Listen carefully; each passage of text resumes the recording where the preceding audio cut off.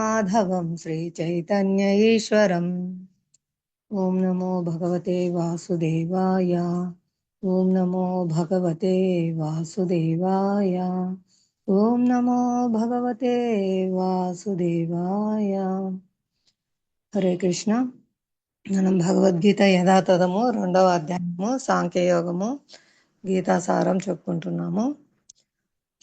నిన్న 40వ శ్లోకం 41వ శ్లోకం చెప్తున్నాము. భగవంతుడు చెప్తున్నారు, ఈ ప్రయత్నం నందు నష్టం గాని హాని గాని లేదు. ఈ మార్గంన స్వల్పతియు మహత్తరమైన భయం నుండి మనసుని రక్షిస్తుంది అని చెప్తున్నారు. ఏ కొంచెం ప్రయత్నం చేసినా అది ఎంతో భయాన్ని నుంచి రక్షిస్తుంది.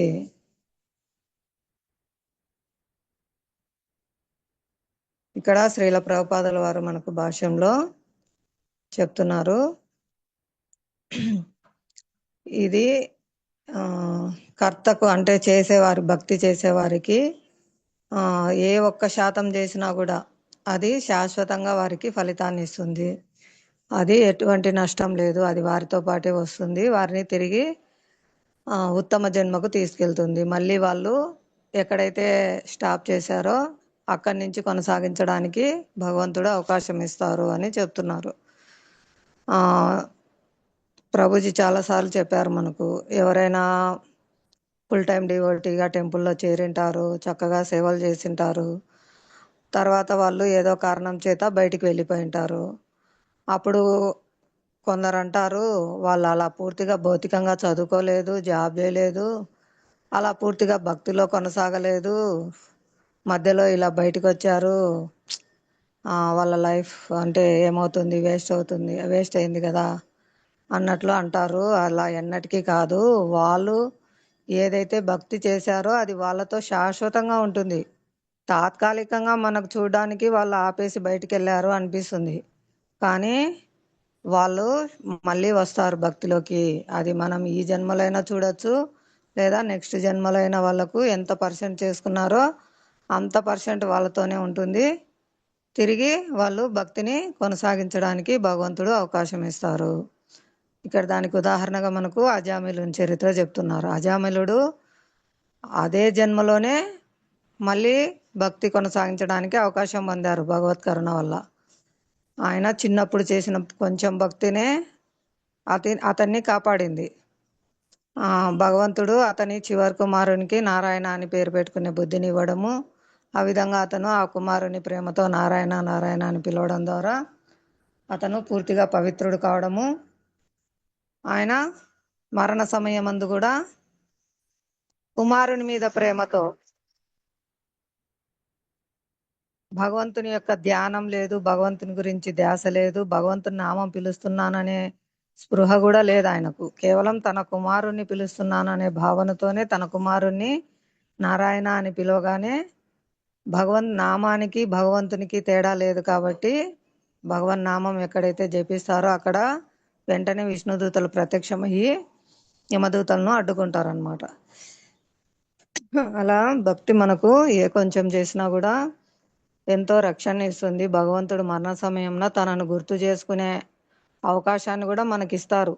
ఒకవేళ మనం మర్చిపోయినప్పటికీ కూడా ఆయనే స్వయంగా తనను గుర్తు చేసుకునేదానికి మనకు హృదయంలో ప్రేరేపణ ఇస్తారనమాట. అది ఇక్కడ మనకు ఆజామిల చరిత్రం ద్వారా అర్థమవుతుంది.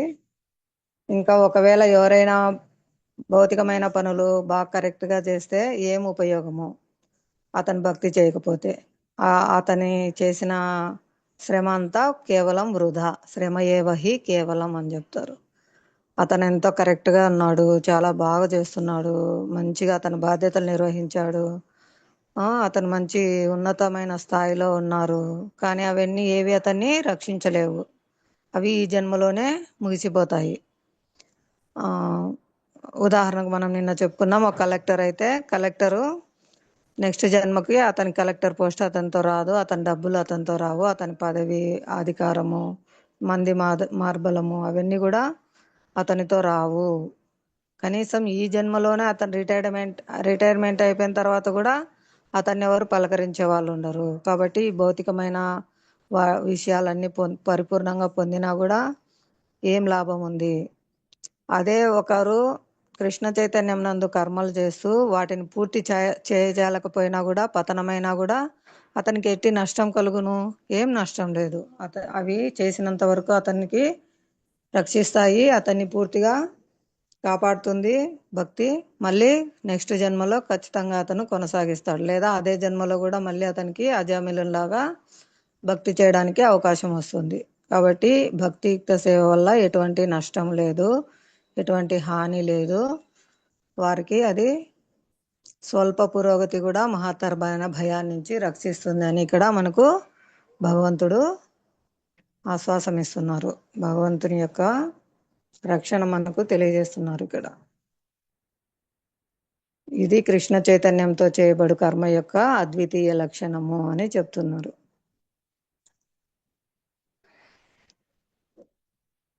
నెక్స్ట్ 41వ శ్లోకంలో వ్యవసాయాత్మిక బుద్ధిరేకేహ కురునందన బహుశాఖ హనంతాచ్చ బుద్ధయో అవ్యవిసాయనం.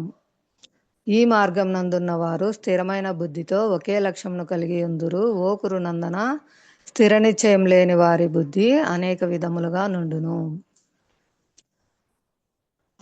మనకు ఈ యొక్క కృష్ణ చైతన్యం యొక్క విలువ తెలిస్తే మనం మన లక్ష్యం పైన శ్రద్ధగా ఉంటాము. లేదంటే మన యొక్క బుద్ధి అనేక విధములుగా వెళ్తుంది అని ఇక్కడ చెప్తున్నారన్నమాట. అంటే ఒకవేళ హరే కృష్ణ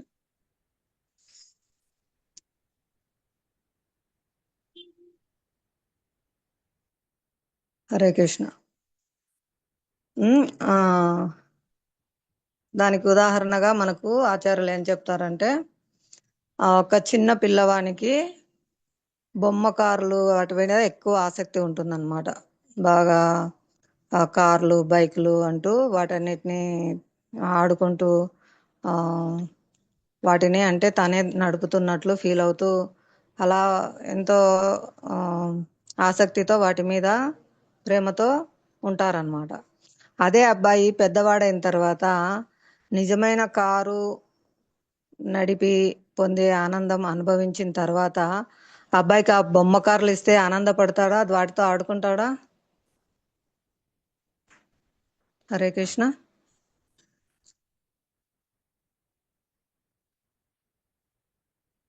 లేదు. ఎందుకంటే అతనికి నిజమైన వస్తువు యొక్క విలువ తెలిసింది, అర్థమైంది అనమాట.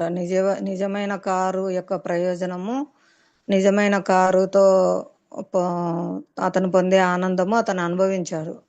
కాబట్టి అతనికి ఆ బొమ్మ కార్ల పట్ల ఆసక్తి కోల్పోయినాడు. అది ఎవరైనా ప్రత్యేకంగా అతనికి నేర్పించారా? ఆ బొమ్మ కార్లు మంచివి కాదని ఏమన్నా చెప్పారా? అతను క్రమంగా వృద్ధి పొందిన తర్వాత ఆ యొక్క ఒరిజినల్ అంటే నిజమైన కారు యొక్క లాభం తెలుసుకున్న తర్వాత అతనే వాటి బొమ్మ కార్లను అతనే వదిలిపెట్టాడు ఆసక్తి.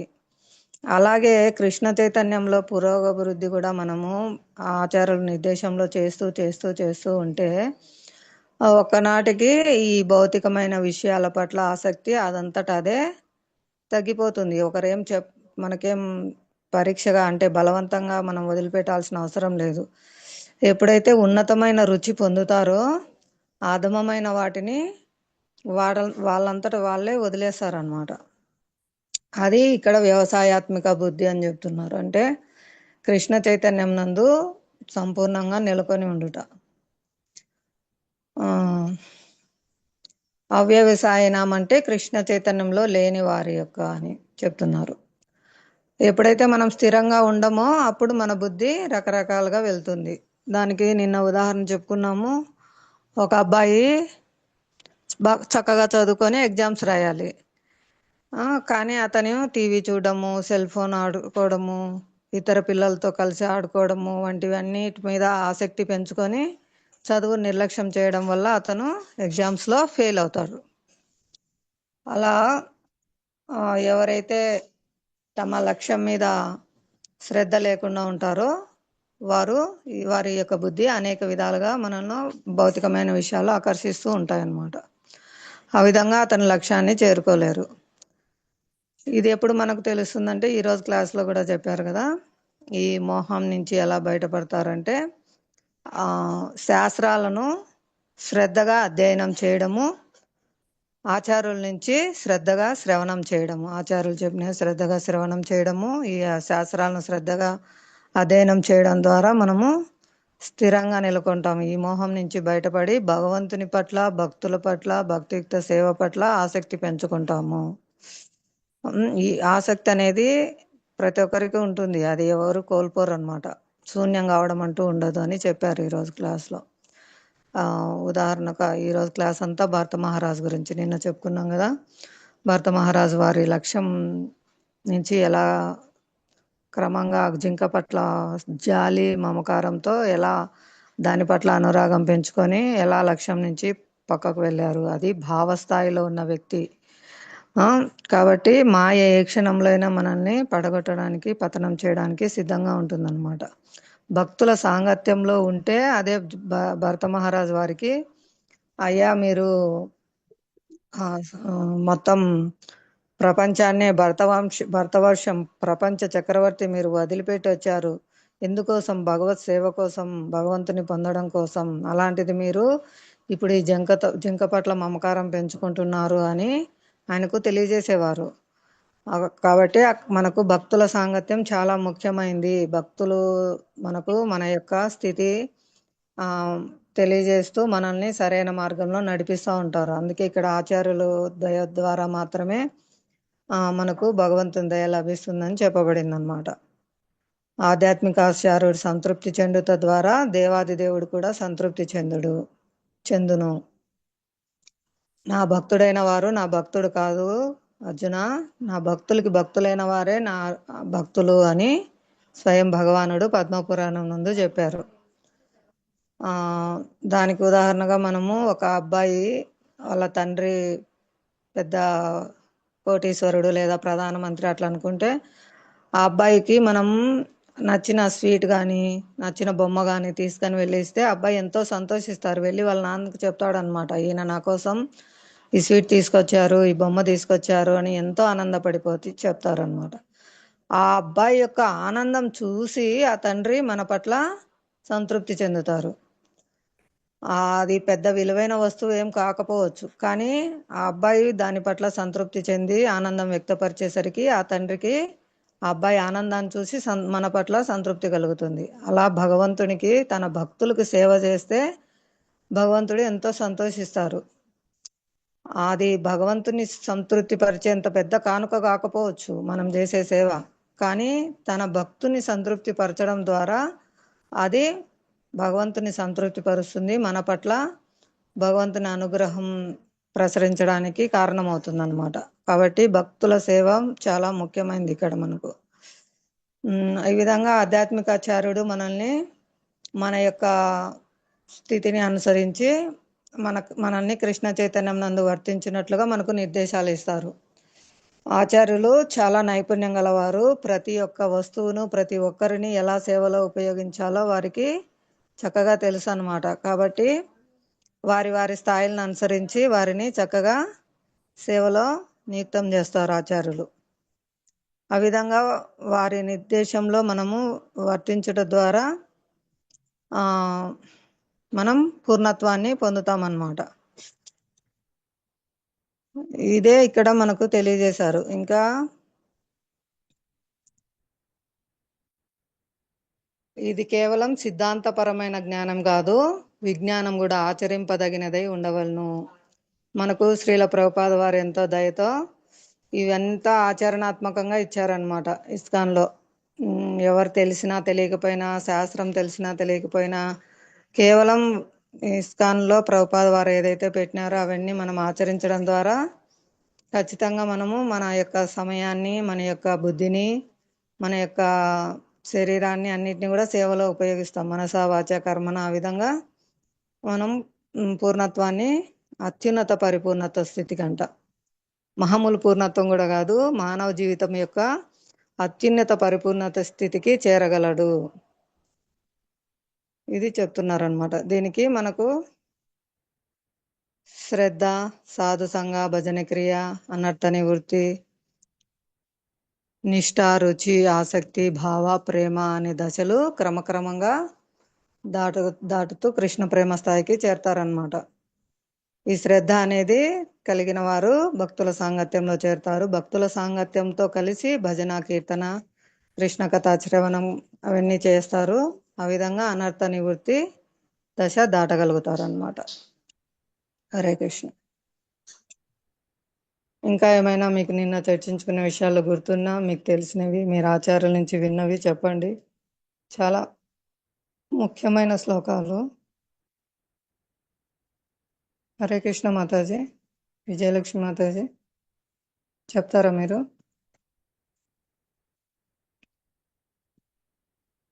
హరే కృష్ణ.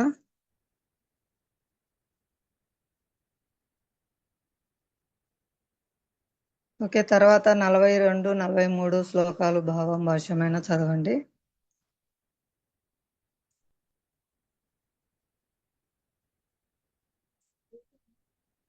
హరే కృష్ణ.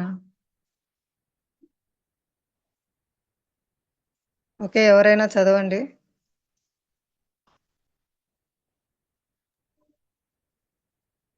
హరే కృష్ణ మాతాజీ. హరే కృష్ణ మాతాజీ. ప్రణామాలు. ప్రణామాలు మాతాజీ. నేను చదవనా మాతాజీ? చదవండి మాతాజీ. హరే కృష్ణ. యామిమాం పుష్పితం వాచం ప్రవదన్యా విపశ్చితః వేదవాదరతః పార్థ నాన్యదస్తితి వాదినః కామాత్మనః స్వర్గాపరా జన్మ కర్మ ఫలప్రదాం క్రియా విశేషా బాహులాం భోగైశ్వర్యగతిం ప్రతి.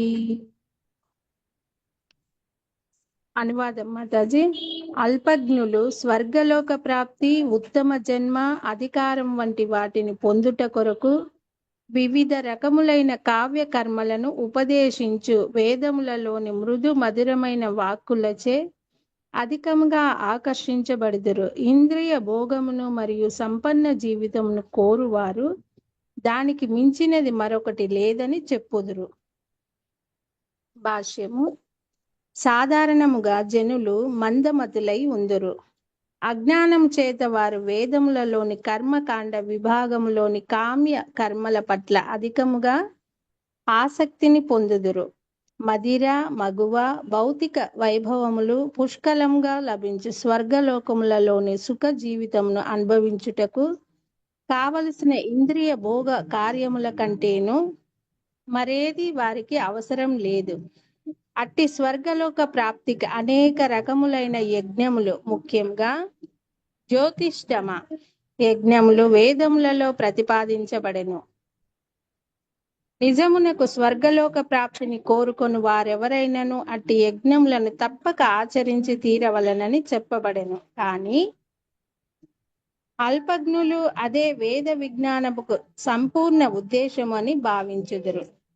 అట్టి అనుభవ శూన్య జనులకు కృష్ణ చైతన్యముకు సంబంధించిన నిశ్చిత కర్మలలో నెలకొనుట ఎంతో కష్టము. అజ్ఞానులు విషవృక్షపు పుష్పముల పట్ల ఆకర్షణ చేత కలుగు ఫలితముల పరిణామములను ఎరుగక వాటి పట్ల ఆసక్తులైనట్లుగా అల్పజ్ఞులు అట్టి స్వర్గ సంపదలకు, అక్కడి ఇంద్రియ భోగములకు ఆకర్షించబడుతుందరు. మాతాజీ మిగతాది చదివేనా మాతాజీ? హరే కృష్ణ. వేదములలోని కర్మకాండ విభాగంలో ఇట్లు తెలుపబడెను. ఆపామ సోమ మామృత అభూమ. ఋగ్వేదము 8:48-3. మేము సోమరసమును త్రాగి అమరత్వమును పొందితిమి మరియు అక్షయం వై చాతుర్యస్య యాజినః సుకృతం భవతి. కృష్ణ యజుర్వేదము 8:1-1. చాతుర్మాస్య వ్రతమును పాటించు వారెవరైనను అక్షయ సుకృతమును పొందగలరు. అనగా చాతుర్మాస వ్రతమును పాటించు వారెవరైనను సోమ రసమును త్రాగి అమృతత్వమును మరియు ఆనందమును పొందుటకు అర్హులగురు. ఈ భౌతిక జగత్తులోని ఇంద్రియ భోగములను అనుభవించుటకు కావలసిన శక్తిని, యోగ్యతను సాధించుట కొరకై సోమరసమును త్రాగేందుకు కొందరు ఆరాటపడుతుందురు. అటువంటి వ్యక్తులు భౌతిక బంధ విముక్తి పట్ల శ్రద్ధను కనపరచక కేవలము ఆర్భాటముతో కూడిన వైదిక యజ్ఞముల పట్లనే అధికముగా ఆకర్షించబడుతుందురు. సాధారణంగా భోగ లాలసులైన అట్టి వ్యక్తులు స్వర్గ సుఖములను తప్ప మరే దానిని వాంఛించరు. స్వర్గంలో నందకానన అనే ఉద్యానవనములు కలవు. అంతేకాకుండా అక్కడ అందమైన స్త్రీలు మరియు కోరినంత సోమరసము లభించునని కూడా తెలుపబడెను. అట్టి దేహ సుఖములనేవి నిస్సందేహంగా ఇంద్రియములకు సంబంధించినవి కనుకనే భౌతిక జగత్తుకు అధిపతులమని భావించు వారెందరో అట్టి భౌతిక తాత్కాలిక సుఖముల పట్లనే అధికముగా ఆసక్తులై ఉందురు. హరే కృష్ణ మాతాజీ. హరే కృష్ణ మాతాజీ. కొంచెం వివరించండి మాతాజీ. సరే మాతాజీ. అల్పజ్ఞులు స్వర్గలోక ప్రాప్తి, ఉత్తమ జన్మ, అధికారం వంటి వాటిని పొందుటకు వివిధ రకాలైన కావ్య కర్మలను ఉపదేశించు వేదములోని మృదుమధురమైన వాక్యం. మాతాజీ మీరే చెప్పండి మాతాజీ, నాకేందో అర్థం కాలేదు. హరే కృష్ణ మాతాజీ. హరే కృష్ణ మాతాజీ. మనకు భూలోకమే కాకుండా కింద 7 లోకాలు, పైన 7 లోకాలు ఉంటాయి మాతాజీ. అంటే భూలోకంతో కలిపి 14 లోకాలు అంటారు. ఉత్తమమైన లోకాలు అన్నమాట. భూలోకం కంటే కూడా ఎక్కువ వసతులు ఉంటాయి అన్నమాట. ఓన్లీ స్వర్గలోకమే కాదు, ఇంకా పైన కూడా బ్రహ్మలోకం వరకు అనేక లోకాలు ఉంటాయి. కింద లోకాల్లో కూడా చాలా ఎక్కువ సౌకర్యాలే ఉంటాయి అన్నమాట.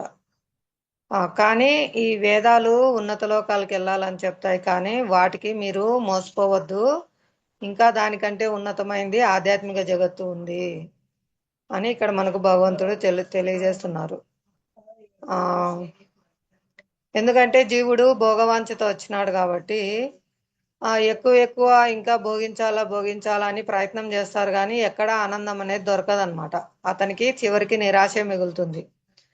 ఇక్కడ ఇస్తున్నారు, అజ్ఞానులు విషవృక్షపు పుష్పములు చూసి మోహం చెందుతారు, ఆకర్షింపబడతారు, కానీ అవి విషవృక్ష పుష్పములు. విషం అంటే మనిషిని చంపేస్తాయి కదా, ఆ విధంగా ఈ ఇంద్రియ తృప్తి భోగాలు కూడా విషవృక్ష పుష్పం లాగా చెప్తున్నారనమాట.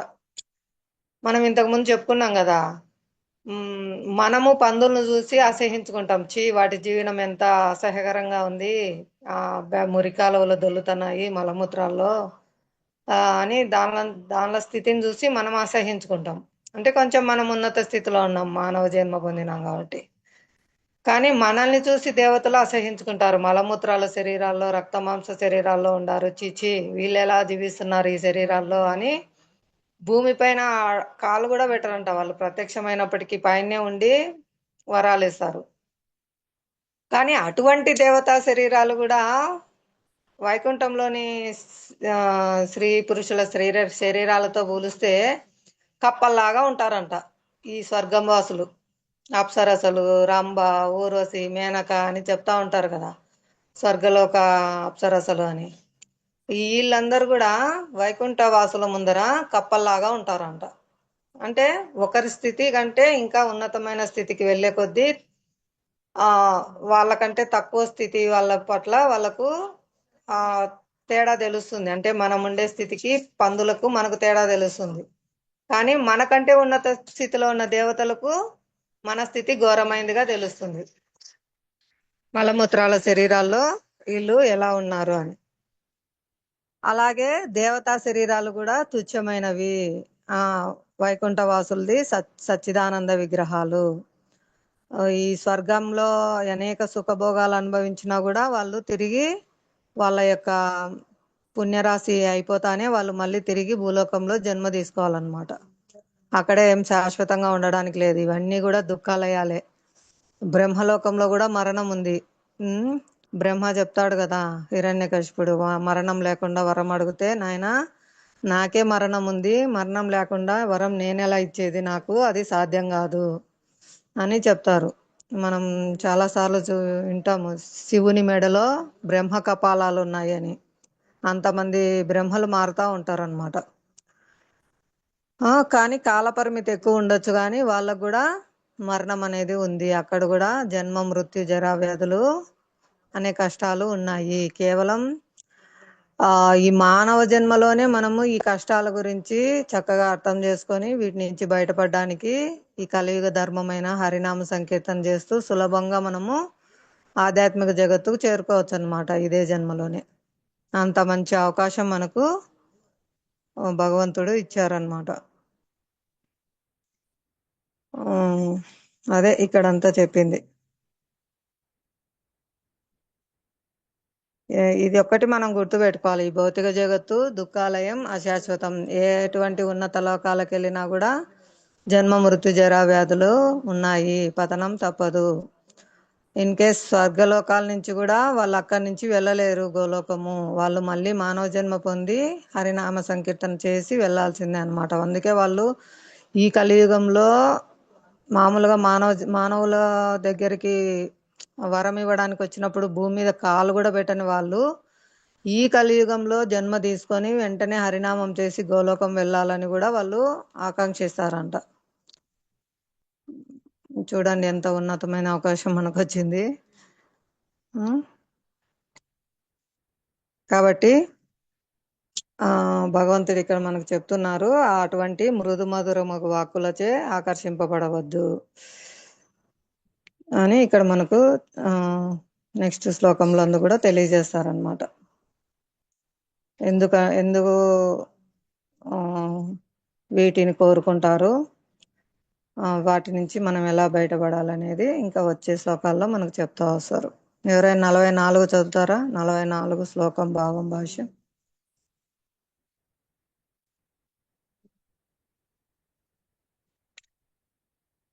45లో చెప్తున్నారు వీటి నుంచి నువ్వు బయటపడాలి అని.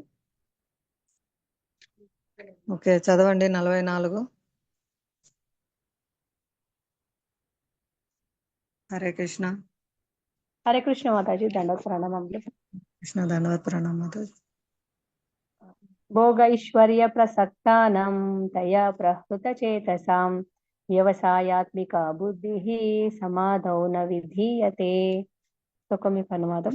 శ్రీల ప్రభుపాదకి జై. భౌతిక భోగములలోను భౌతిక ఐశ్వర్యములలోనను అధికముగా ఆసక్తులైన అట్టి వాటిచే మోహితులయ్యే వారి మనస్సున భగవానుని భక్తియుక్త సేవ పట్ల స్థిరమైన నిశ్చయము కలదు. భాష్యం. సమాధి అనగా స్థిరమైన చిత్తం. వైదిక నిఘంటువు నిరుక్తి ఇట్లు చెబుతుండెను: సంయగాదీయతేస్మిన్ ఆత్మతత్వాయ యథాత్వయం. అవగాహన విషయంలో మనస్సు స్థిరంగా నెలకొనినచో అది సమాధిగా స్థితమగును. భౌతిక ఇంద్రియ భోగాల పట్ల ఆసక్తులైన వారికి అట్టి తాత్కాలిక విషయముల ద్వారా మోహితులయ్యే వ్యక్తులను ఎన్నడూను సమాధి సాధ్యపడదు. అట్టి వారందరూ దాదాపు భౌతిక శక్తిచే శిక్షింపబడినట్టి వారే అగుదురు. ఇక్కడ ఏం చెప్తున్నారంటే, భౌతిక భోగములలోను భౌతిక ఐశ్వర్యములలోను అధికమైన ఆసక్తులై అట్టి వారిచే మోహితులయ్యే వారికి మనస్సున భగవానుని భక్తియుక్త సేవ పట్ల స్థిరమైన నిశ్చయం కలదు. అయితే ఇక్కడ ఏం చెప్తున్నారంటే, భౌతిక విషయాల పట్ల భౌతిక ఐశ్వర్యముల పట్ల ఎక్కువ ఉందనుకో, వాళ్ళకి భగవంతుని పైన నమ్మకం గాని భక్తి గాని, భగవంతునికి నేను సేవ చేయాలి, భగవంతునికి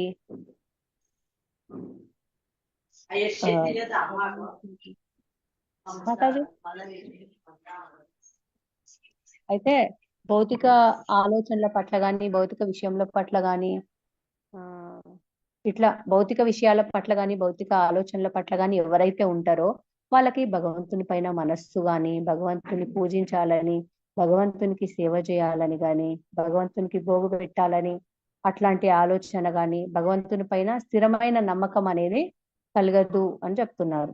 సమాధి అనగా స్థిరమైన చిత్తము. వైదిక నిఘంటువు నిరుక్తి ఇట్లా చెబుతుండెను. సమాగదీయతేస్మిన్ ఆత్మతత్వాయ ఆత్మావగాహన విషయంలో మనసు స్థిరంగా నెలకొంచో అది సమాధి స్థితమగును.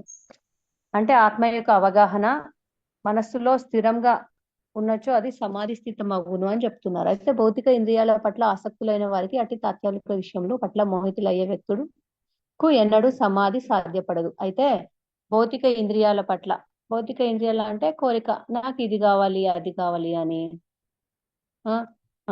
ఈ కోరికలు ఏంటంటే ఒక కోరిక తీరిన తర్వాత ఇంకో కోరిక, ఇంకో కోరిక తీరిన తర్వాత ఇంకో కోరిక, అట్లా కోరికలు అనేవి పెరుగుతూనే ఉంటాయి కానీ తగ్గవన్నమాట. అట్లా భౌతిక ఇంద్రియాల పట్ల ఆసక్తి ఉన్న వారికి తాత్కాలికమైన విషయాల పట్ల మోహితులు అయ్యేవారు.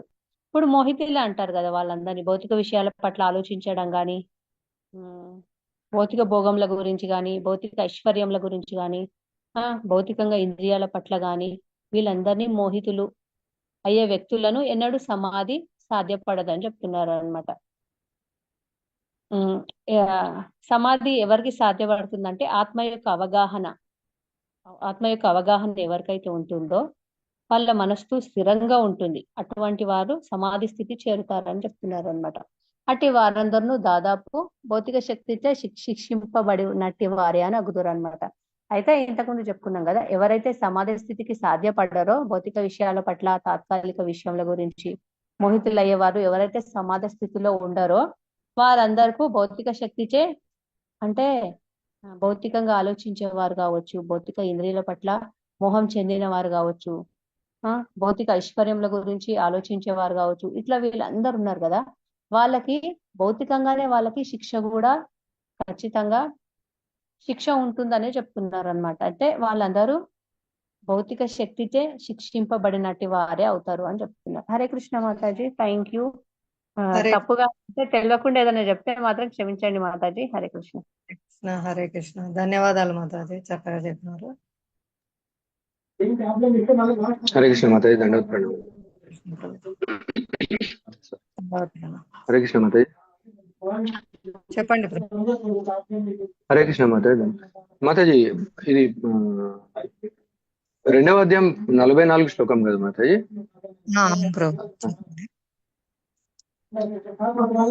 నేనేమన్నా కొద్దిగా చెప్పమంటారా మాతాజీ? చెప్పండి Prabhuji. Okay Mataji, Hare Krishna.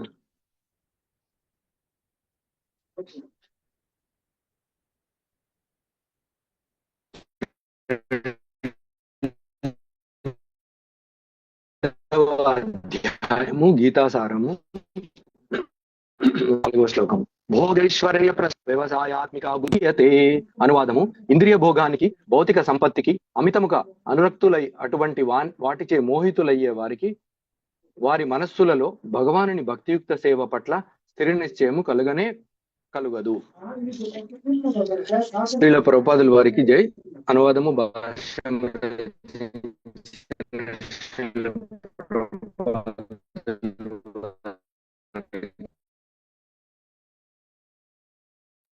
Voice break అవుతుంది ప్రభు, నెట్ చూసుకోండి.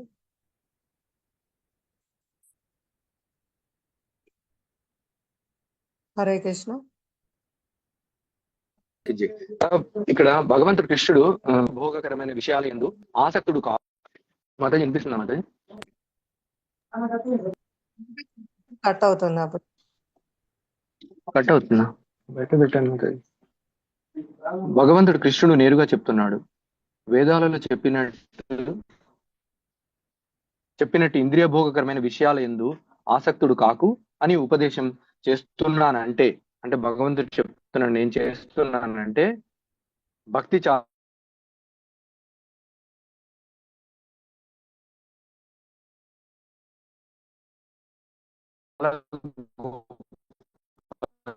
హరే కృష్ణ ప్రభుజీ, వాయిస్ బ్రేక్ అవుతుంది ప్రభుజీ.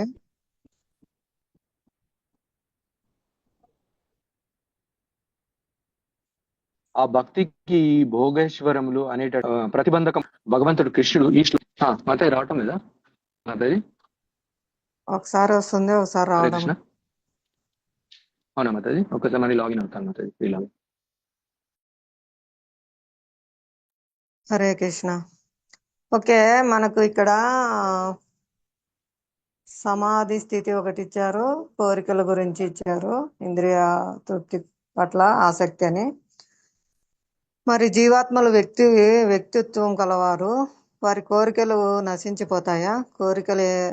కోరికలు ఉంటాయి కదా వ్యక్తికి, వాటి గురించి ఎవరైనా చెప్తారా?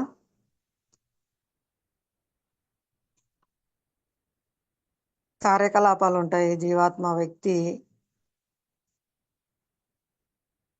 కోరికలు అనేవి నశించడం జరగదన్నమాట, కోరికలు పవిత్రం అవుతాయి ఇక్కడ. హరే కృష్ణ. చెప్పండి Mataji. Arundhati Mataji. Mataji, Mataji. It's my small request. మీరు మీరు ఎన్ని ఇయర్స్ మాతాజీ మీరు ఇక్కడ, అంటే మీరు 13 సంవత్సరాలు. హలో, 13 సంవత్సరాలు మాతాజీ. అంటే మాతాజీ మీరు 11 ఇయర్స్ ఎక్స్పీరియన్స్ లో మీకు ఏమైనా కోరికలు అనేవి అవి డిక్రీజ్ అయితా వచ్చాయా మాతాజీ? తగ్గిపోతా వచ్చాయా అదే కోరికలు? కోరికలు అనేవి మనము పవిత్రం అవుతాయి, కోరికలు పోవడం అంటూ జరగదు. కోరికలు పవిత్రం అవుతాయి. మనకు ఈ వర్ణాశ్రమ ధర్మ విధానము ఇవన్నీ భగవంతుడు ఎందుకు ఇచ్చారంటే, జీవుడు భోగ కోరికతోనే వచ్చాడు, దాన్ని నెరవేర్చుకోవడానికి శాస్త్రాన్ని ఇచ్చారనమాట. అంటే మీ యొక్క వర్ణాశ్రమ ధర్మ విధుల ప్రకారం మీరు నడుచుకోవడం ద్వారా మీ కోరికలు నెరవేర్చుకుంటూ నన్ను సేవించండి అని. ఇప్పుడు అర్జునుడికి కూడా నువ్వు యుద్ధం చేయొద్దు అని చెప్పండి, నువ్వు నన్ను తలుచుకుంటూ నీ కర్తవ్యమైన యుద్ధం చెయ్యి, నీ స్వధర్మమైన యుద్ధం చెయ్యి అని చెప్తున్నారు. ఒకటి మాతాజీ మనం అంటే ఓకే, ఇప్పుడు అదే మనం పేరెంట్ గా మనమైతే చాలా ఆల్మోస్ట్ ఒక ఏజ్ అయ్యాక మన ఏవైతే కోరికలు అయితే ఉంటాయో అవి ఒక వరకు స్టేబుల్ గానే ఉంటాయి. మళ్ళీ కొత్తవి తెచ్చుకోవడానికి కూడా కొన్నిసార్లు ఆలోచించము. మనము స్టేబుల్ అయినప్పటి నుంచి మన పిల్లలవి ఎక్కువ వచ్చేస్తాయి మాతాజీ. అవును మాతాజీ. అవి మనవి కోరికలు ఏమి సాటిస్ఫై అవ్వకపోయినా పర్లేదు, మనమేమే అంతగా ఫీల్ అవ్వము. కానీ మన పిల్లల విషయంలో ఏదైనా రాంగ్ అయితే మాత్రము చాలా ఎఫెక్ట్ అవుతుంది మాతాజీ. అది కొంచెం చెప్పగలుగుతారా మీరు? దాని నుంచి ఎట్లా బయటపడాలి అదే పేరెంట్ గా? అవును మాతాజీ, అందరికి అనుభవమే. ప్రభుజీ చాలా సార్లు చెప్పారు. ఇప్పుడు నేను డాక్టర్ కావాలనుకున్నాను, నేను కాలేకపోయినాను, నా బిడ్డను డాక్టర్ చేయాలనుకోవడానికి ప్రయత్నం చేస్తాను. అంటే నా బిడ్డ నా ఇంద్రియ తృప్తి నెరవేర్చుకోవడానికి ప్రయత్నం చేస్తున్నాం. చాలా ఉదాహరణలు చెప్తారు. నేను మంచి అంటే బట్టలు ధరించలేకపోయాను, నేను ఏదైతే పొందలేదో అది నా పిల్లలు పొందాలి అని వాళ్ళ మీద మనం వాళ్ళ ద్వారా మన ఇంద్రియ ప్రీతి కోరికలు నెరవేర్చుకోవడం లాంటివి చేస్తారు అని చెప్తారు. అంటే అది ఒక ఇంద్రియ ప్రీతి అనమాట. అప్పుడు ఈ కృష్ణ చైతన్యంలోకి వచ్చిన తర్వాత మనము అసలైనది ఏంటి అనేది మనకు అర్థమవుతుంది కాబట్టి మన కోరికలు పవిత్రం అవుతాయి. అంతకుముందు ఆ మోడర్న్ డ్రెస్సులు అవి ఇవి ఒకవేళ తెచ్చే వాళ్ళు అయినప్పటికీ కూడా మనం శాస్త్రం ప్రకారము స్త్రీ ఎటువంటి దుస్తులు ధరించాలి, పురుషుడు ఎటువంటి దుస్తులు ధరించాలి, అలాంటి సంస్కృతి మనం కోల్పోతున్నాము. ఇవి కూడా మనకు అవగాహన వస్తాయి అన్నమాట. అంటే ఇంద్రియ తృప్తి కోరికలే అక్కడ పవిత్రం అవుతా వస్తాయి. కేవలం ఒక డ్రెస్సింగ్ సెన్స్లోనే మనకు కోరికలు పవిత్రం అవుతా వస్తుంటాయి. అంటే ఒకటి ఉదాహరణ తీసుకుంటే అలా ప్రతి దాంట్లో కూడా మనకు కోరికలు పవిత్రం అవుతా వస్తాయి. ఇన్ కేసు ఇందాక చెప్పుకున్నాం కదా, ఎంత పెద్ద స్థాయికి వెళ్ళినప్పటికీ కూడా ఇది ఈ శరీరంతోనే వదిలిపెట్టి వెళ్ళిపోవాలి. ధనం కానీ పదవి కానీ అది ఒక మామూలు భక్తి జీవితం లేనప్పుడే మీకు మీ అనుభవం ద్వారా ఎవరి పరిస్థితి అయినా ఇంతే కదా, మన పరిస్థితి అయినా ఇంతే కదా, ఎంత సంపాదించినా అనే ఒక రియలైజేషన్ కలిగిందనమాట. అంటే ఈ దుఃఖాలయము ఇది అశాశ్వతము అనేది అర్థమైందనమాట. అప్పుడు మన ఆటోమేటిక్గా మీ ఇంద్రియ తృప్తి కోరికలు కానీ ఏదైనా మీరు ఇంకా సంపాదించాలనుకునేది కానీ మీరే రెడ్యూస్ చేసుకున్నారు. ఇంకెందుకు ఇంత సంపాదించడము, ఎవరి పరిస్థితి అయినా ఇంతే కదా అనేసి మీరంతటా మీరే ఎవరు చెప్పకపోయినా కూడా మీ యొక్క సేవలు అనేది రెడ్యూస్ చేసుకున్నారు. ఇంకా నేను ఏదైనా మంచిగా శాశ్వతమైన దానికి ప్రయత్నం చేయాలా, ఇవన్నీ ఇక్కడ వదిలిపెట్టిపోయేటే కదా అనేసి. అలా క్రమక్రమంగా పవిత్రీకరణకు వస్తామన్నమాట. అది కూడా మనం పిల్లల్లో కూడా ఒకటేసారి ఎవరికి రాదు. మనకైతే ఎలా ఎక్స్పీరియన్స్తో పొందామో అలా కూడా మనం వారి పట్ల కూడా వారికి వేసే డ్రెస్సు నేను నెరవేర్చుకోలేకపోయినా కాబట్టి వాళ్ళ ద్వారా తీర్చుకుంటున్నాను అనేది ఇట్లా విన్నప్పుడు అర్థమవుతుంది అనమాట. అయ్యో ఇది కూడా ఇంద్రియ ప్రీతే కదా, వాళ్ళు సక్రమైన మార్గంలో నడవాలి అనేది మనం అక్కడ పవిత్రమైన కోరికల వైపు మన మనసు వెళ్తుంది వారి పట్ల కూడా. అంటే ఇన్ కేస్ మనం తెలియనప్పుడు చిన్నపిల్లలకు డ్రెస్సులు తెచ్చేవాళ్ళము, కానీ ఇప్పుడు వాళ్ళంతటా వాళ్ళే డ్రెస్సులు తెచ్చుకుంటున్నారు. వాళ్ళ యొక్క కోరికలు అక్కడ బయటపడతాయి కదా, వాళ్ళ యొక్క ఇండివిజువాలిటీ కూడా అక్కడ ఉంటుంది అనమాట. క్రమక్రమంగా బయటపడతాం మాతాజీ. అంటే భగవత్ సేవ పట్ల రుచి పెంచినప్పుడు భగవంతునికి నేను చక్కగా అలంకరించాలా, భగవంతుని మందిరం చక్కగా అలంకరించాలా, ఆ విధమైన కోరికలు పెరిగినప్పుడు ఈ పిల్లలకు చేసే వీరి వీరి వీరి అందం పట్ల కానీ, వీరి యొక్క వివాహం పట్ల, వీరి యొక్క భవిష్యత్తు పట్ల ఉండే కోరికలు కూడా పవిత్రమవుతా వస్తాయి.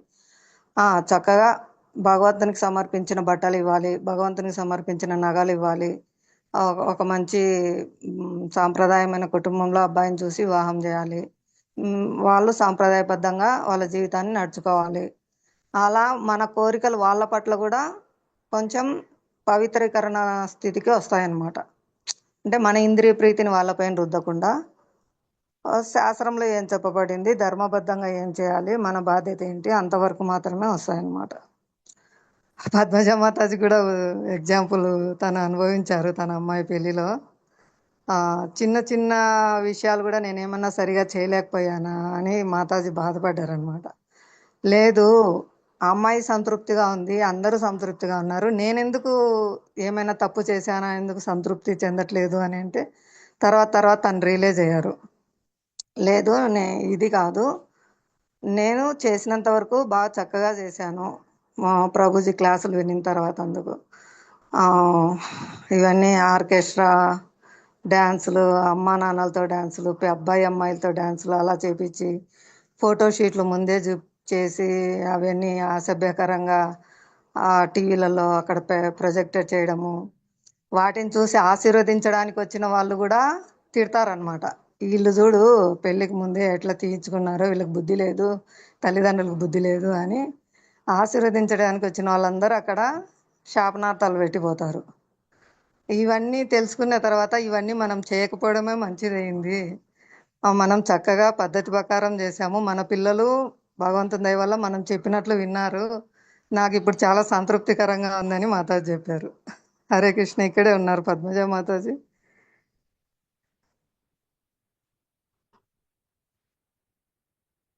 హరే కృష్ణ మాతాజీ, ఉన్నారా లైన్లో? పద్మజ మాతాజీ. హరే కృష్ణ మాతాజీ, నేను వేరు Mataji, Guntur. Okay, Hare Krishna. Hare Krishna. Thank you. Okay, Padmaja Mataji వచ్చినప్పుడు చెప్తారు తన అనుభవాలు కూడా. అలా కోరికలు అనేవి పవిత్రం అవుతాయి మాతాజీ. ఇంద్రియ ప్రీతి కోరికలే మనం ఎప్పుడైతే ఆచారాల ద్వారా వింటామో, మన శాస్త్రం మన ధర్మం ఏంటి అని తెలుసుకుంటామో, మనకు తీరనేటివి అలాంటివి మన పిల్లల మీద రుద్దకుండా కూడా మనం సాంప్రదాయబద్ధంగా నడుచుకునేదానికి మన కోరికలు అనేవి పవిత్రమవుతాయి. ఏమైనా ఇంకా చెప్పాలన్నా మాతాజీ? అర్థమైందా అరుంధతి మాతాజీ?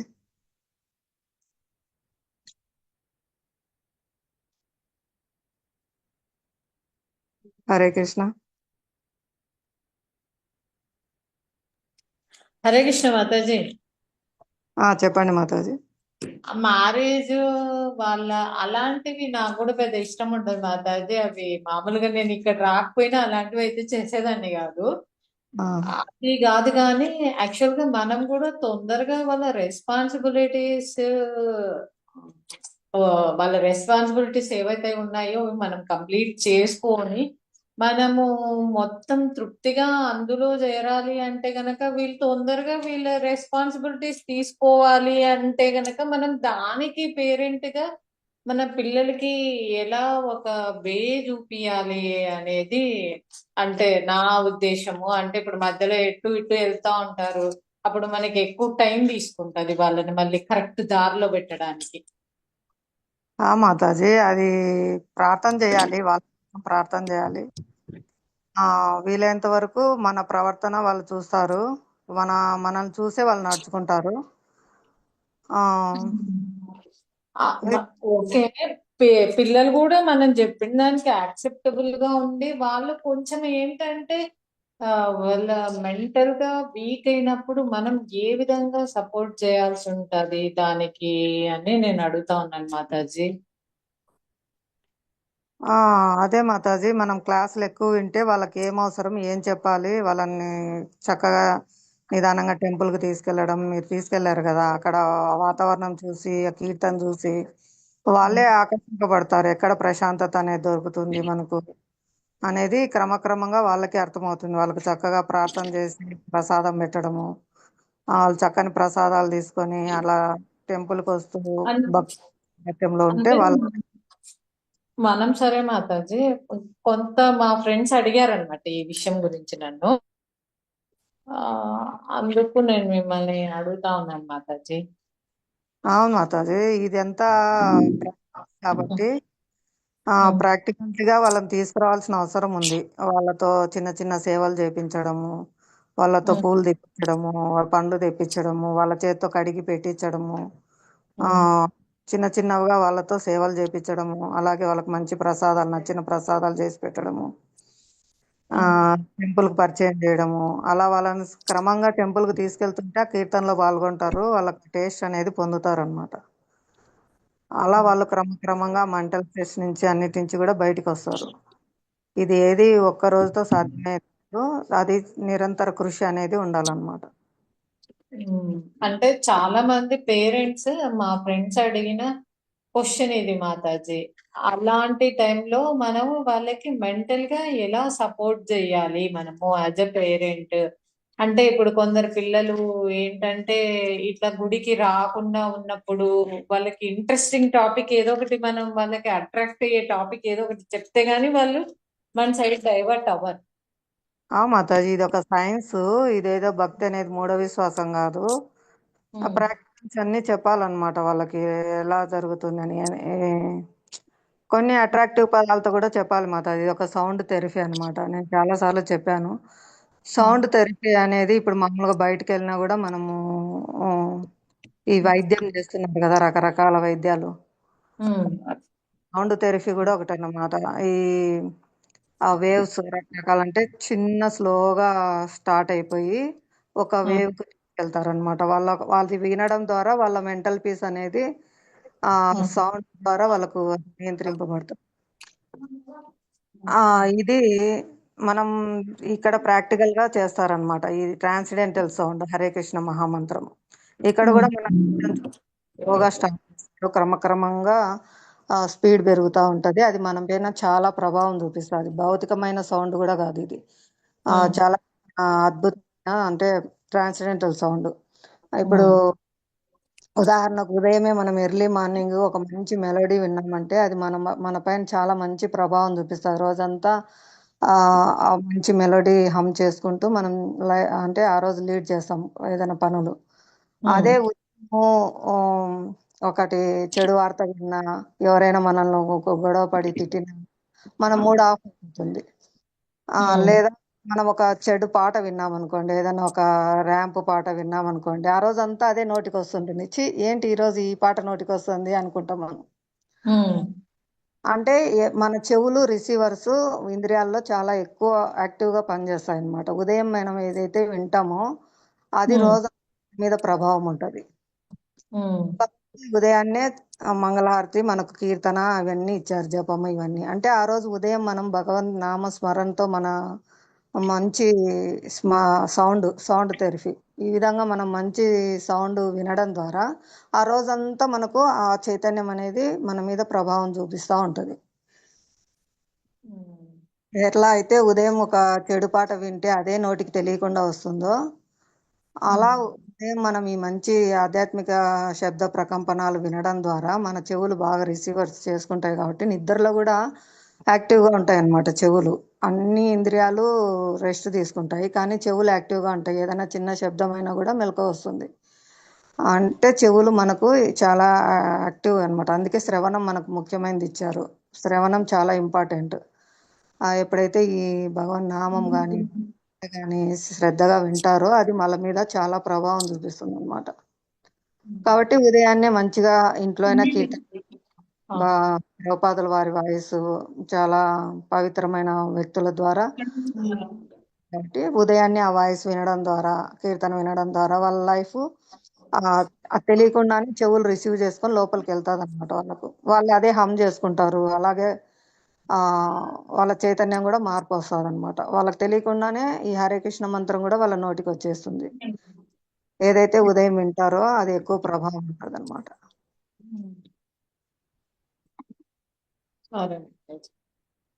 హరే కృష్ణ.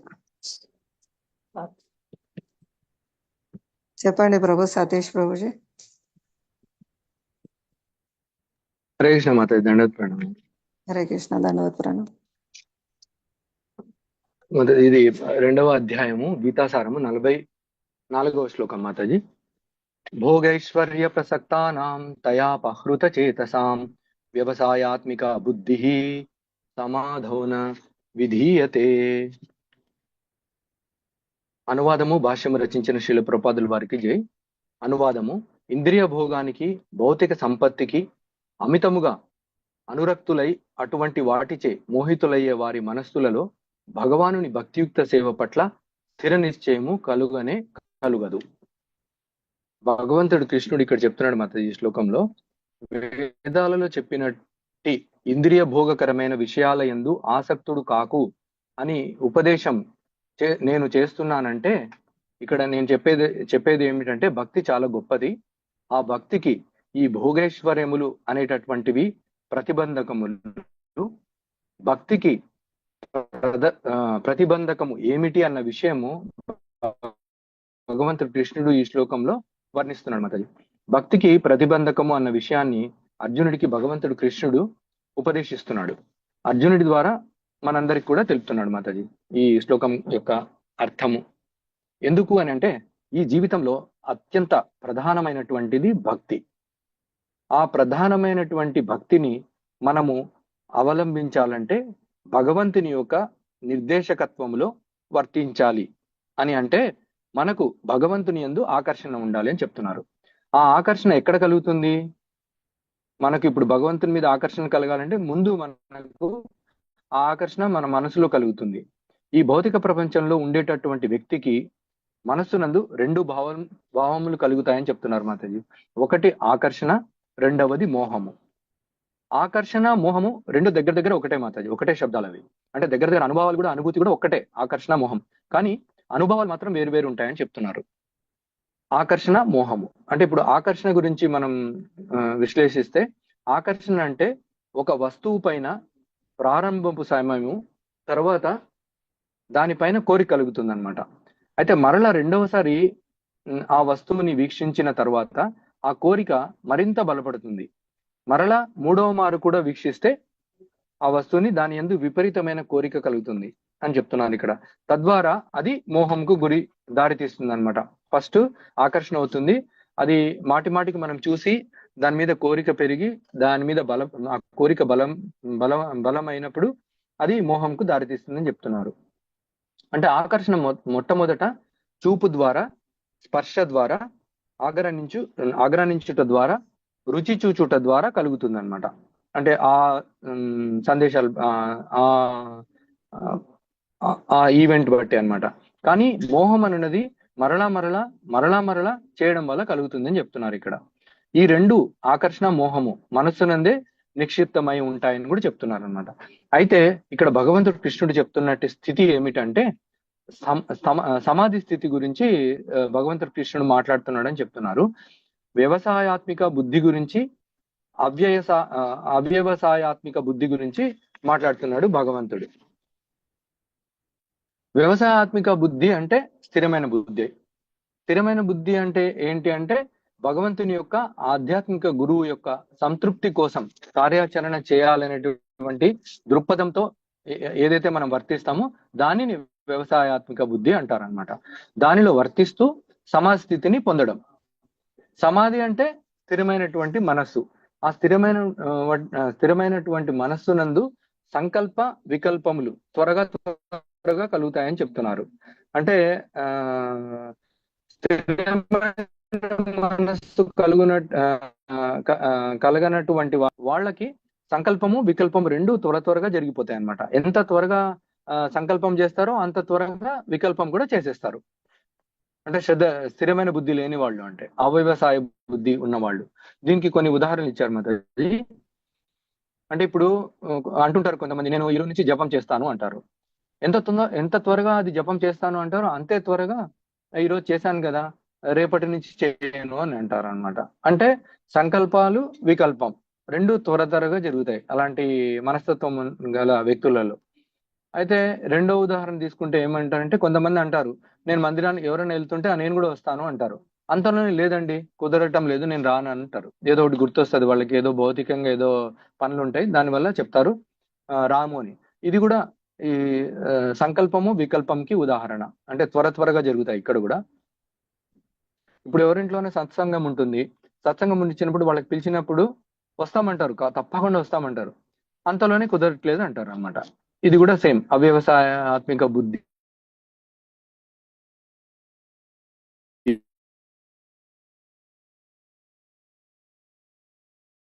అంటే అస్థిరంగా ఉండే బుద్ధి. స్పౌసెస్ ఎవరైనా కూడా ఇంట్లో పిల్లలు చెప్తున్నాను కదా, ఈ రోజు ఇడ్లీ తినాలనిపిస్తుంది, ఇడ్లీ చెయ్యి అంటారు. అంతలోనే చేయడం మొదలు పెట్టి వద్దు నాకు ఇష్టం లేదు, తినాలనిపించడం లేదు అంటారు అనమాట. అంటే స్థిరమైన బుద్ధి లేని వాళ్ళు వీళ్ళు.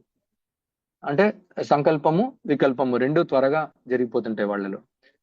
అంటే ఇక్కడ అంటే సంకల్పాలు వికల్పాలు త్వరగా జరుగుతాయి. ఎందుకు అంటే మనస్సు యొక్క అస్థిరత్వం వల్ల అన్నమాట. స్థిరమైనటువంటి మనస్సు కాదు ఇది. దీన్ని బట్టి మనకు తెలుసుకునేది ఏంటంటే ఇది స్థిరమైన మనస్సు కాదు అని, అస్థిరమైన అటువంటి మనస్సు అన్నమాట. కానీ భగవంతుడు కృష్ణుడు భక్తి యందు స్థిరమైన మనస్సుతో వర్తించమని చెప్తున్నాడు ఇక్కడ.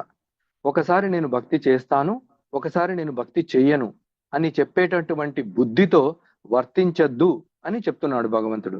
అటువంటి బుద్ధి ఎవరికి వస్తుంది అంటే, భోగేశ్వర్యముల పట్ల ఆకర్షణమునకు ఎవరైతే గురవుతారో వాటి చేత మోహపరుషుడు అవుతాడు.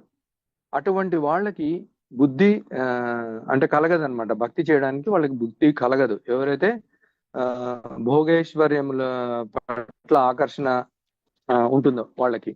కానీ భోగేశ్వరముల పట్ల ఆకర్షణను, వాటి పట్ల తీవ్రమైన మోహంకు ఎవరైతే గురి కాకుండా ఉంటారో అటువంటి వారు స్థిరమైనటువంటి మనస్సును కలిగి ఉంటారు. కనుక వాళ్ళు భక్తిని స్థిరంగా చేయగలుగుతారు.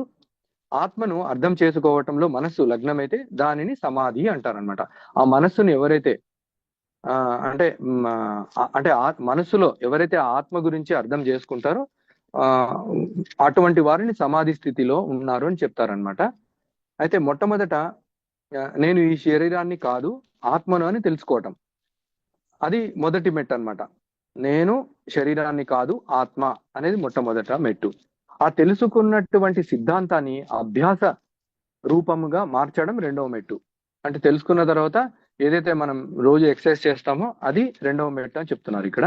మూడవ మెట్టు ఏమంటే, అభ్యాసం ద్వారా తెలుసుకున్నటువంటి ఆ సిద్ధాంత రూపకమైనటువంటి ఆత్మతత్వాన్ని దర్శించటం, అనుభూతి అన్నారు దానిని. ఆత్మతత్వాన్ని దర్శించడం అన్నమాట.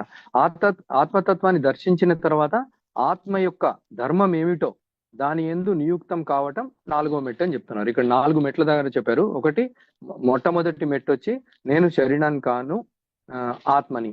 రెండవ మెట్టు ఏంటంటే అది సిద్ధాంతాన్ని మనం అభ్యాస రూపంగా మార్చడం రెండవ మెట్టు. మూడవ మెట్టు ఏమంటే అంటే అభ్యాసం ద్వారా తెలుసుకున్నటువంటి ఆ సిద్ధాంత రూపకమైనటువంటిది అంటే ఆత్మతత్వాన్ని దర్శించడం అనేది మూడవ మెట్టు. దర్శించిన తర్వాత ఆత్మతత్వాన్ని దర్శించిన తర్వాత ఆత్మ యొక్క ధర్మం ఏమిటో దాని యందు నియుక్తం కావటం అది నాలుగవ మెట్టు అని చెప్తున్నారు. ఆ నాలుగవ మెట్టు తర్వాత ఆత్మ యొక్క ధర్మము అయినటువంటి భక్తియుక్త సేవ యందు నియుక్తమైతే కలిగేటటువంటి ప్రయోజనము ఆఖరణ అంటే లాస్ట్ ఏమవుతుందంటే ఇవన్నీ ఈ 4 మెట్లు అయిన తర్వాత మనము దీనివల్ల కలిగేటటువంటి ప్రయోజనం ఏంటంటే అది కృష్ణ ప్రేమ అని చెప్తున్నారు. అక్కడ ప్రేమ మనకు కృష్ణుడి మీద ప్రేమ కలుగుతుంది అనమాట. 4 మెట్లు ఎక్కిన తర్వాత ఆత్మను అర్థం చేసుకోవటంలో మనస్సు లగ్నమైతే దానిని సమాధి అంటారని చెప్తున్నారు. ఇటువంటి సమాధి స్థితిని అందుకోవాలి అని శ్రీకృష్ణ భగవానుడు చెప్తున్నాడు. దీని యందు స్థిర నిశ్చయము ఖచ్చితంగా కలిగి తీరుతుంది. లౌకికమైనటువంటి ఆకర్షణలకు, లౌకికమైనటువంటి సంపదలకు, ఇంద్రియ సుఖములకు ఆకర్షితులై వాటి చేత మోహపరవశులైన వారికి భక్తి చేయాలనేటువంటి స్థిర నిశ్చయము కలుగదు. ఇవన్నీ ఈ రీజన్స్ వల్ల మనకు భక్తి చేయాలనేటువంటి స్థిర నిశ్చయం కలగదని చెప్తున్నారు. అందుకనే ఆత్మ ధర్మమైనటువంటి కృష్ణునికి భక్తియుక్త సేవను నొనరించుట పట్ల స్థిర నిశ్చయం కలగదు అనేటటువంటి విషయాన్ని భగవంతుడు కృష్ణుడు ఇక్కడ అర్జునుడికి ఉపదేశిస్తూ, లౌకికమైనటువంటి సంపదల పట్ల గాని, ఇంద్రియ సుఖాల పట్ల గాని నీవు ఆకర్షితుడు కాకు అర్జున అని చెప్పి, భోగైశ్వర్య ప్రసక్తానాం తయాపహృత చేతసాం వ్యవసాయాత్మిక బుద్ధి సమాధౌన విధీయతే అని భగవంతుడు కృష్ణుడు ఉపదేశం చేస్తున్నాడు. ఈ విధంగా మాయాశక్తిచే శిక్షించిన వారు అవుతారు. కాబట్టి తన ప్రియ భక్తుడైన అర్జునుడు మాయాశక్తి చేత శిక్షించబడకుండా తన యొక్క పరిపూర్ణమైనటువంటి సంరక్షణలో ఉండాలని భగవంతుడు కోరుకుంటూ అర్జునుడికి ఈ ఉపదేశం చేశాడు. అయితే బుద్ధియోగం నందు స్థిరత్వమును అందుకోవాలి, స్థిరంగా నిలవాలి. బుద్ధియోగం అనగా భక్తియుక్త సేవ అని భగవంతుడు కృష్ణుడు ఉపదేశం చేస్తూ, పాపఫలముల చేత భీతిల్లినటువంటి అర్జునుడి వాదనలను ఖండిస్తూ అర్జునుడి యొక్క హృదయమునందు ధైర్యమును నింపుతూ యుద్ధానికి సిద్ధం చేస్తున్నాడు భగవంతుడు శ్రీకృష్ణుడు. మాత హరే కృష్ణ మాతాజీ, ధన్యవాదాలు మాతాజీ. హరే కృష్ణ ప్రభుజీ, చాలా ధన్యవాదాలు, చక్కగా వివరించారు. సేవ, భక్తియుక్త సేవ ద్వారా మాత్రమే కృష్ణ ప్రేమ లభిస్తుంది. ఈ సేవ ప్రేమకు ప్రతిరూపము సేవలో వ్యక్తమవుతుంది. చాలా చక్కగా చెప్పారు ప్రభు. ఎప్పుడు ఆచార్యులు ఇదే చెప్తారు, సేవ చేయడం ద్వారా మనము తెలియకుండానే సమాధి స్థితి కూడా పొందుతాం. ఎప్పుడైతే ఆ సేవలో సంపూర్ణంగా నిమగ్నం అవుతారో, మనకి ఏదైతే ఇవ్వబడిన సేవ కానీ ఏదైనా మనం ఆ సేవలో సంపూర్ణంగా నిమగ్నం అయితే అది సమాధి స్థితి అవుతుందన్నమాట. ఇప్పుడు మన పిల్లల పట్ల కానీ ఏదైనా మన బంధం ఎందుకు ఏర్పడింది, ప్రేమ ఎందుకు ఏర్పడింది అంటే మనం చక్కగా వారికి సేవలు చేయడం ద్వారా ఆ ప్రేమ అనేది జనరేట్ అయిందనమాట. అలాగే ఇప్పుడు మనం మర్చిపోయినాము భగవత్ సేవ, భగవంతుని పట్ల ప్రేమ అనేది ప్రతి ఒక్క జీవునికి సహజ సిద్ధంగా ఉంది. ఎందుకంటే భగవంతుని అంశాలు కాబట్టి అది మర్చిపోయాము. ఆచార్యులు వాటిని మళ్ళీ తిరిగి ఆ ప్రేమను, కృష్ణ ప్రేమను తిరిగి మనం పొందడం కోసము మనకి సాధన కార్యక్రమాలు, సేవా కార్యక్రమాలు అన్ని ఇచ్చారనమాట. ఎవరైతే ఈ సేవా కార్యక్రమాల్లో పూర్తిగా నిమగ్నం అవుతారో ఆ సేవ ద్వారా అక్కడ ప్రేమ అనేది మళ్ళీ పునరుద్ధరింపబడుతుంది అనమాట, మళ్ళీ గుర్తు వస్తుంది మనకు. చాలా చక్కగా చెప్పారు, ధన్యవాదాలు. హరే కృష్ణ. ఎవరికైనా డౌట్స్ ఉంటే అడగండి ఇప్పుడు చర్చించుకునే అంశాలన్నిటిపైన. హరే కృష్ణ.